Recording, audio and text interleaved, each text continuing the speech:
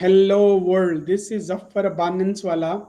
You are watching Abundance Show, and this is GAO TV, Global Abundance Organization Television. Today we've got such an amazing personality with us. This is Nadia B. Ahmed, and I'll not be taking any of yours 1 minute even, and I'll be requesting Nadia, please introduce yourself and give us a short journey of your life. Thank you so much, Zafar. My name's Nadia Ahmed, and I am based in Orlando, Florida, where I am a law professor at Barry University, and I'm also a PhD student at Yale University. I'm also the co-founder of a climate tech platform called Mutter AI. And so, just in terms a little bit about my background for your audience, I was born and raised in Orlando, Florida, which is the home of Disney World and Universal Studios. But my grandmother was from Gujarat and my grandfather was from Lahore. And so my father was born in Rawalpindi, Pakistan, and then my mother's family is from Hyderabad, India.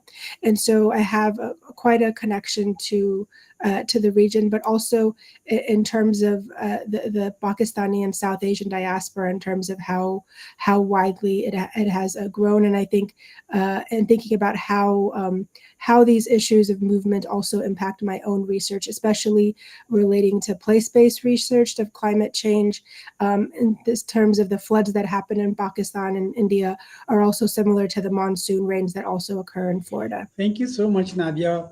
Okay, how about your future dreams? I mean, what are you up to?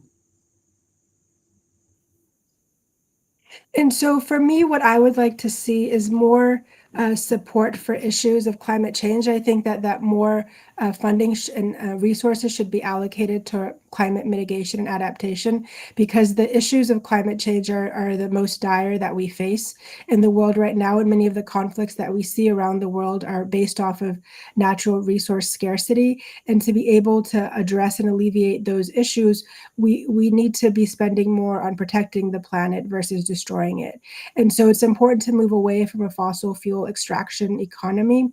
At the same time, also realizing, for example, that the amount of defense spending that we incur, especially in the U.S., which is approaching close to $1 trillion per year, if even a larger fraction of that was spent on climate mitigation and adaptation work, along with renewable energy deployment, we would not be fighting the many wars that we fight Thank right you, now. Nadia. Before I move towards climate and climate change and climate funding and legislation about this, or what the world is going to do about this, and what's the real need, I like to ask, what's Mudda AI? So Mutter AI stands for Managing Unprecedented Disaster Evacuations and Recovery. And so this project actually started because about a month into my PhD research in 2022, I had a tree fall on my house. Like right when I was getting up in the morning, my sister and my cousin had both texted me after the hurricane and said, "Is everything okay?" And I was like, "Yes, everything is fine, alhamdulillah." And then just maybe 15 minutes later, I hear this rustle of the leaves, and then this big crack sound, and then I see like a like sound, and then I see the tree is falling on top of the house. Like I can just see it from the window, and I knew that it wasn't going to crash all the way through, but like my kids were there, and so I was thinking, what are we going to do, and how are we going to react? And so, in that moment, like just a few seconds where you think everything is going to kind of come to an end very quickly, it really forces you to think that this issue isn't an issue that's unique to me, but really millions of people around the world face these same issues of extreme climate, and being able to have a warning, and being aware that something like this is going to be happening, whether it's severe wind damage or flooding, it really can make a difference. And so what Mutter AI seeks to do is really build out a platform that is able to provide early warning systems, and it does that through integrating satellite and drone imagery with machine learning algorithms to improve evacuation response. And so that's the project and the platform that we're doing, and I'm doing that as a part of my PhD research at That's Yale. amazing. And this is already in place. I mean, we can reach Mother AI. How about the website? Is it freely available, or there's some subscriptions, or how do we reach and generate value? So right now we're in the testing phase of the pilot projects. So we're working on a few different pilot projects right now and being able to test it, because we don't want to share it like broadly with the world if we're not sure if it's completely accurate. So right now we're in the testing phase, and then hopefully by the end of the year we have to have more beta users to try and test the system out so that it can also be used.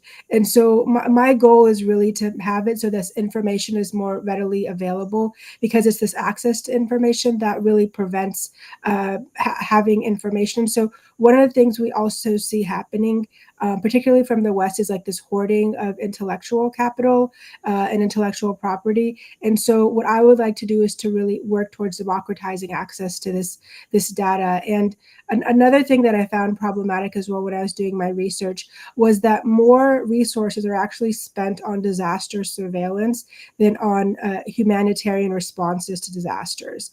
And so, for example, right after the Turkish earthquakes that happened, there was this large outflowing of humanitarian response, but at the same time, there was a lot of development in terms of satellite surveillance of the region, which I also think is problematic. So you would have like hundreds of millions of dollars spent on the satellites and drone surveillance, which is not really as much concerned about it is about protecting the planet or the environment, really just to be able to have a foothold and to monitor that Great, area. Nadia, you're doing great work, and this has huge impact. How do we take the corporate world into the play, as long as funding and financing is, or how do we get these financiers for the project? And so for me, when I first started doing the project, it wasn't as if anybody thought, oh my gosh, this is a great idea. We need to support her every way, which way we can, like you are. It was really like I think I got the exact opposite response, in that I felt especially like as a female entrepreneur, female founder, even female scientist, especially someone who wears hijab, is Muslim and politically active, like I would see more doors slammed in my face than I would be opened or just kind of left slightly ajar so I could walk in. And so what I ended up having to do is, so even though if any other person wanted to be able to get cloud computing resources from the university, they would be readily accessible. They would be able to have a process. Instead, for me, I had to go a completely parallel track and create a startup.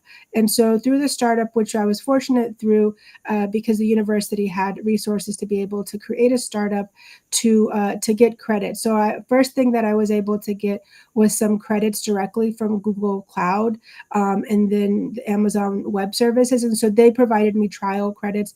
Then I also had credits that I had gotten from Notion AI as well, and a few other platforms. And so that's how I started doing the testing and iteration stage of the work. And then I also was able to connect and collaborate with another co-founder, Tarek Katanji, who is based at Yale as well. And so we started doing that, and then we connected with another co-founder, Wei-Shi Wu, who was based at Yale. And we really started working together in terms of how are we going to develop this project. Then we found an intern when we had presented at the Connecticut AI Day, and her name was Gotami Gopal, and she was a student studying business analytics at the University of Connecticut.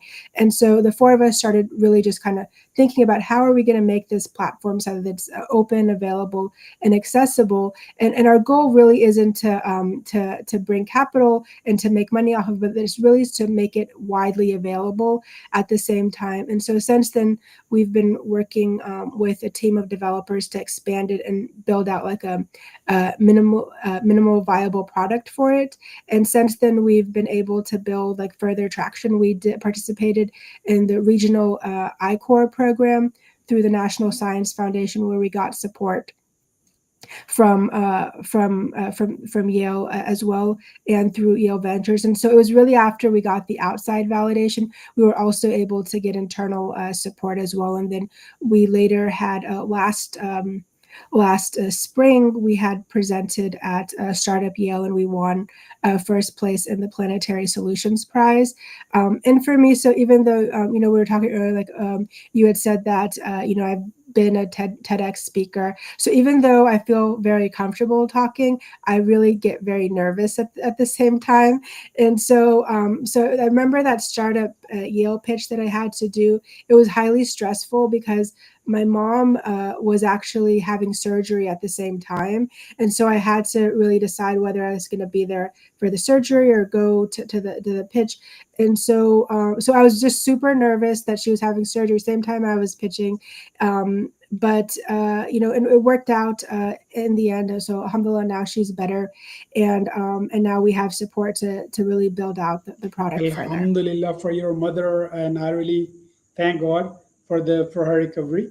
That's amazing stuff you're already into.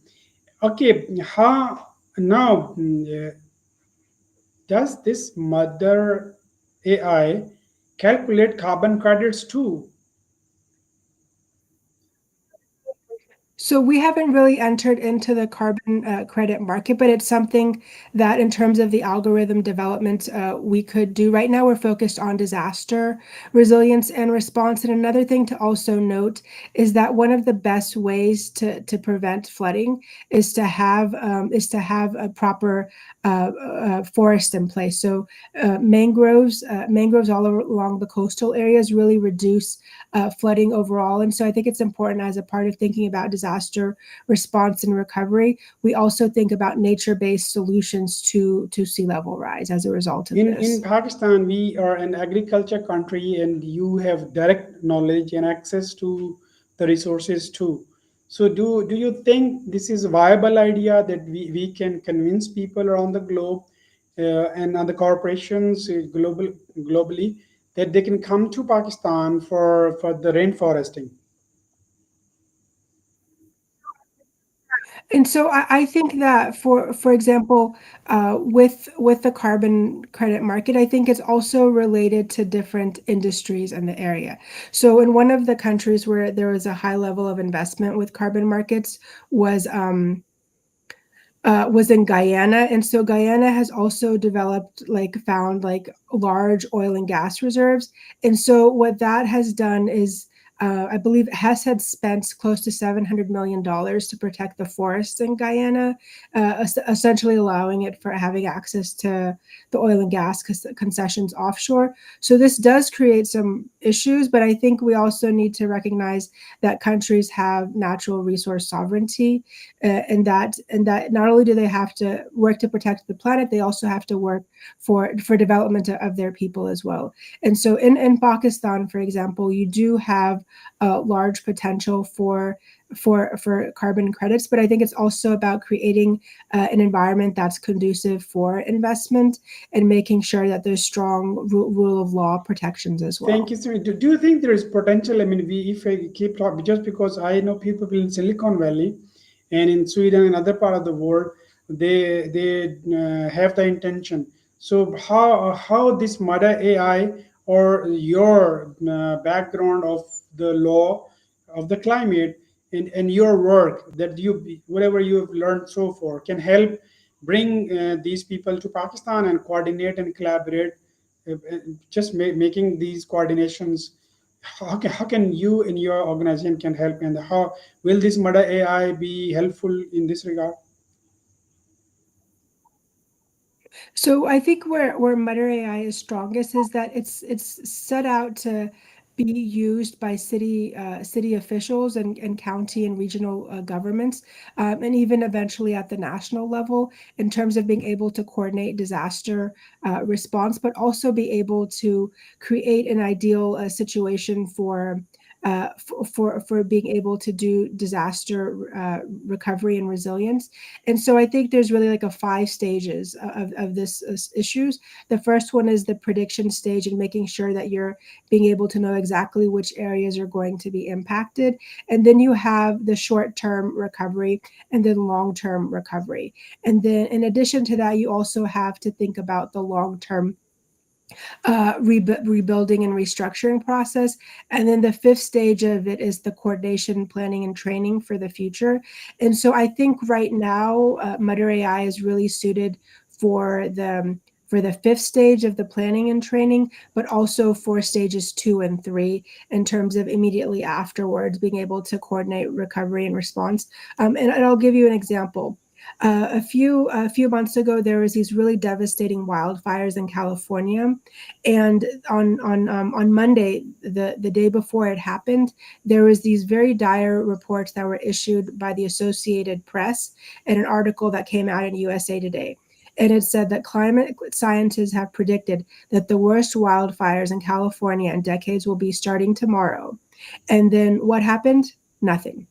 There was no in Florida when we have a hurricane, we have utility workers, firemen, people all around from other states coming to the city and to the states to really help and coordinate that response. In California, one of the richest states in the world, didn't have the resources to be able to respond effectively to that. And so that really goes to the problem of coordination. And that's really the gap that we're hoping to solve, is that when you have a warning like that issued, that you need to be able to coordinate people, personnel, and supplies so that they can be able to match the disaster that is happening at that moment. And especially in Pakistan, when you have concerns of flooding and monsoon rains that can create flash floods, people die just because they didn't have a warning 5 minutes before that they need to leave their house and go to higher ground. And so that's the gap that we're trying to do. And there is already a broad United Nations initiative called Early Warnings for All initiative, so that early warnings are not something that's just available for rich parts of the world or rich countries, but that this is something that everybody should have access to, early warning, so that when minutes and seconds counts, people are able to seek shelter. The most amazing part, I mean, I'm really, really impressed by this Mother AI or your initiatives. You've got a lot of great, amazing stuff that can be talked about for hours. But at the moment, what is moving me on that is training. That you are training people for how to be resilient and how to evacuate and to conduct these all evacuation activities.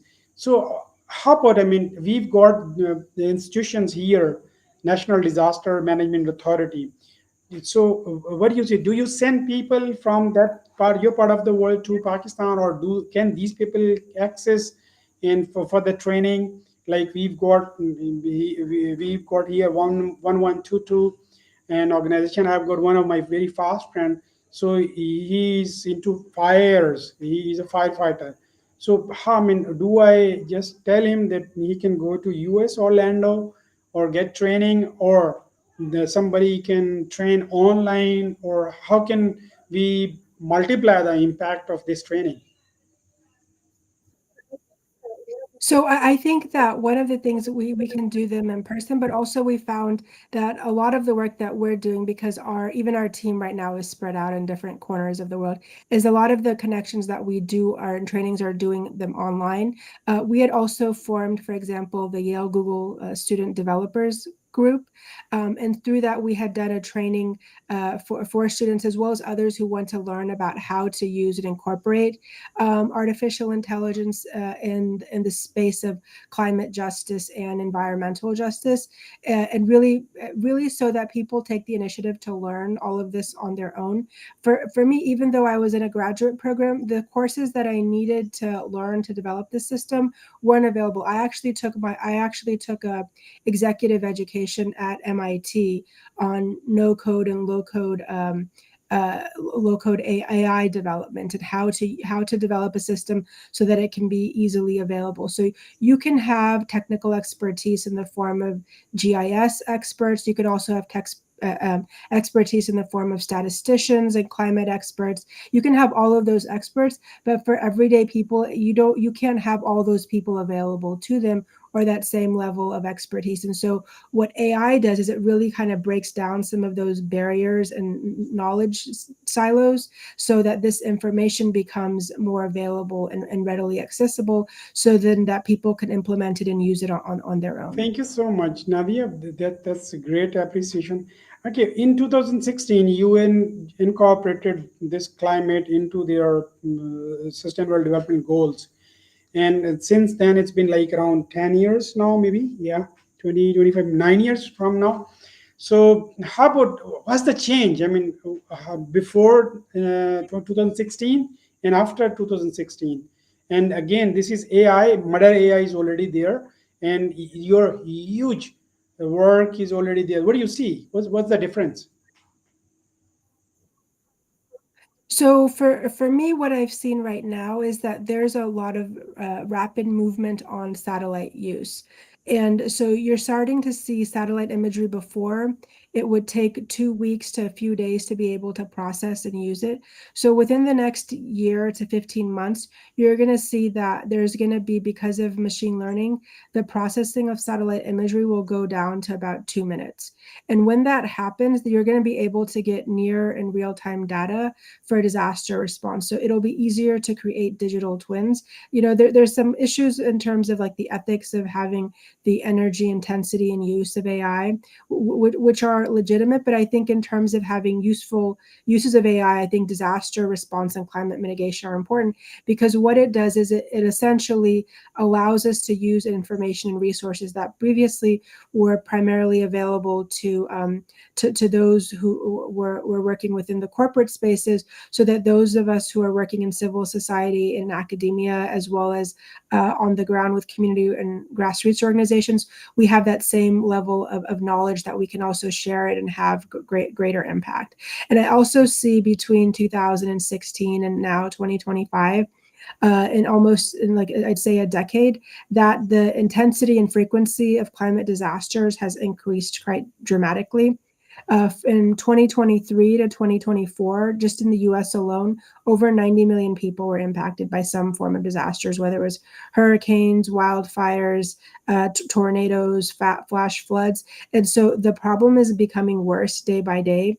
And so even though the solutions are there in terms of the technology, a lot of the bureaucracy is still holding all of these changes back. And then there's also on the same side, or on the flip side, there is this large kind of privatization of weather data, especially in the US. And so that way they want to charge for access to the weather data and information, and so that they can profit off of it. And so I think really for the sake of humanity, we need to move more away for that, for making the information more accessible and open Great. I access. mean, again, I can't stop appreciating your effort and what with the light you have in yourself for the mankind, and you're creating huge impact to the globe.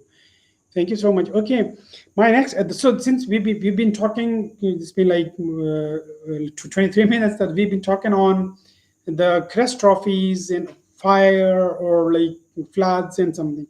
Now coming to the lighter side or the regular feature of cultivation and greenery and plantation general.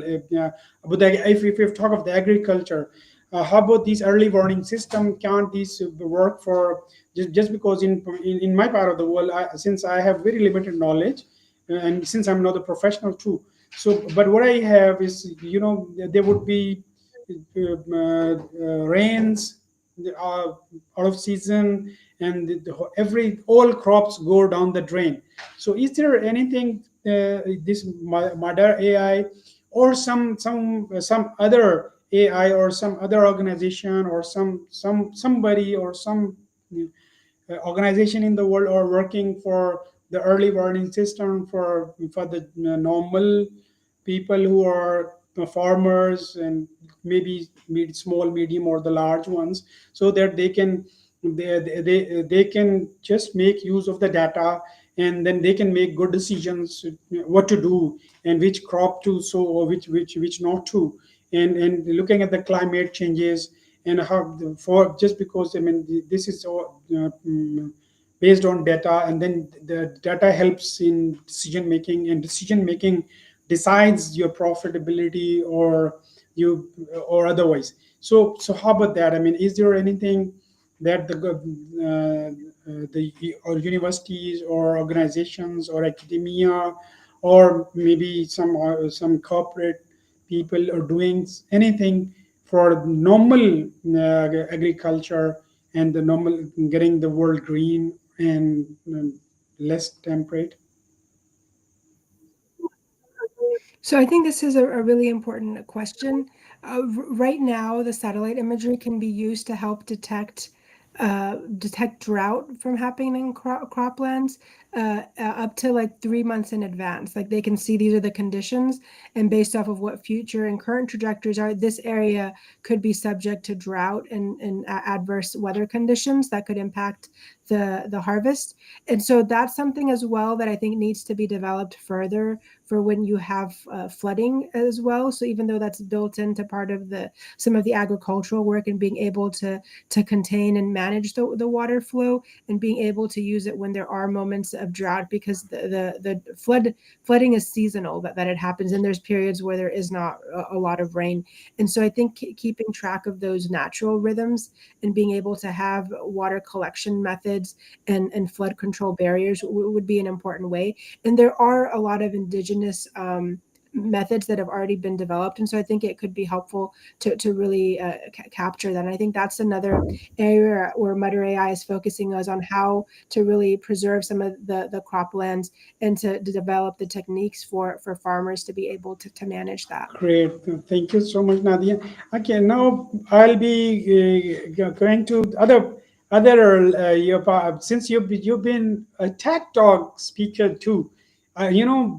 This is my dream that someday I am standing on that round red carpet, and there's a spotlight on me, and there's a huge big audience. How was your experience? Well, I remember the day before I told my husband I don't want to do this anymore because it's so nerve-wracking. He's like, no, you can. I was like, no, I'm not doing this anymore. It's like I'm like, this is gonna go wrong, that's gonna go wrong, everything's gonna, and but it was okay when I did it, but I just felt like a whole ball of nerves right before I did, and I think I do that a lot of times. And that's another part about me is like I'm always thinking about the worst case scenario, and so I guess that's why I work in this disaster resilience space, and also as I'm trained as a lawyer, that as lawyers you're always thinking about, okay, how do you handle the situation if it goes sour, and that's something that is something I think that's part of it, and I also know that some people have more of a fear of public speaking than they do of dying. And I've seen that as well as some of my own classes when I'm teaching, like students will be very hesitant to speak up. So I think you just have to kind of go for it, and apply where you see any openings for it. Someone had said that they created a Google alert for a TEDx speaker wanted. So if there was anything that popped up on the internet for a TEDx speaker wanted, then they would be sure to apply right away for it. And I think another thing is to kind of keep track of which TEDx you want to do and then apply for that. So, for example, if you see a TEDx that's happening, you may have missed the cycle one time, but then you just keep applying. And I think in that process of applying, you also you developed you develop the skill. So, for example, even if you apply and you're not selected for that spot for the TEDx, you've already built out the application for it, and then you can use that when the next opportunity What arises. was your best moment of the TEDx, and what was the best takeaway from the TEDx talk? In that talk, So I think for the TEDx talk, the funniest thing was when I talked about how when I went to Pakistan and I wanted to like in there in the Islamabad, they had a lot of fields where they were growing the marijuana was growing wild and it was being used for food. And so I told my dad I was going to take the marijuana back home to show my friends that, and he said, "No, you're not going to do that." And then he said that if you do that, they have dogs at the airport, and then they're going to put you and me both in jail. And so I think just kind of sharing that story, even though I wasn't serious, I just wanted to kind of see his reaction. Um, but he let me know that this was no joke. But look at the cultural differences and how we just because of knowledge barrier, or maybe this is fixed mindset and that's the pro growth mindset, and there could be a lot to talk about.